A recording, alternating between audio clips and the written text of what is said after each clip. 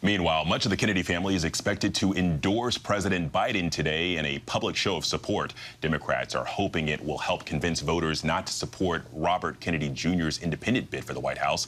Let's bring in ABC News political director Rick Klein for more.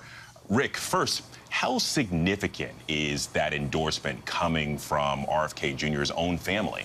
Yeah, in a normal year, I think a bunch of Kennedys endorsing the Democratic candidate for president would not be a story. But this year is different because one of their own, Robert F. Kennedy Jr., is running for president as an independent candidate. And just about all of his family members, including many of his siblings, cousins, and various other members of the extended Kennedy clan, say they don't like what he's doing. Some of them are pretty horrified by it, actually. And they view it as antithetical to the Kennedy legacy. So for them to be invoking the Kennedy name against one of their own, against someone who carries one of the most famous names in all of politics, is striking, and I think it tells you a little bit about the state of Democratic politics as well, and the fear right now about the potential for RFK Jr. to play spoiler this fall.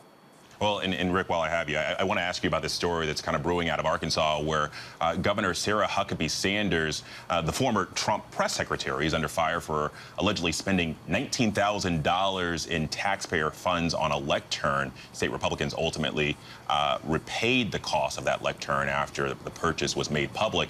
But Governor Sanders was defiant in dismissing these findings, posting this video on social media.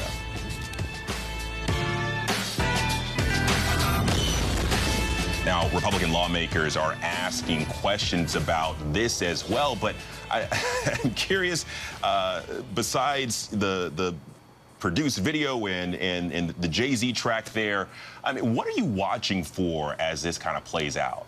Well, an audit in that case found evidence, they believe credible evidence, that people went back and doctored some of the receipts to suggest that the plan was always to have this reimbursed by private funds. Ultimately, it was reimbursed, but it does not appear that was the original plan. And the whole thing was shrouded in this air of mystery. In fact, it was a long time before we were even allowed to see this podium the taxpayers initially paid for, even though it was reimbursed. It's a bizarre story, Alex, and it comes as Sarah Sanders is potentially being considered as Donald Trump's running mate.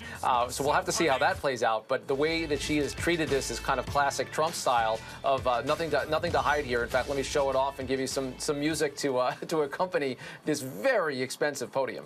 Well, listen, we're talking about it, but thank you, sir, for breaking this down for us. ABC News political director Rick Klein.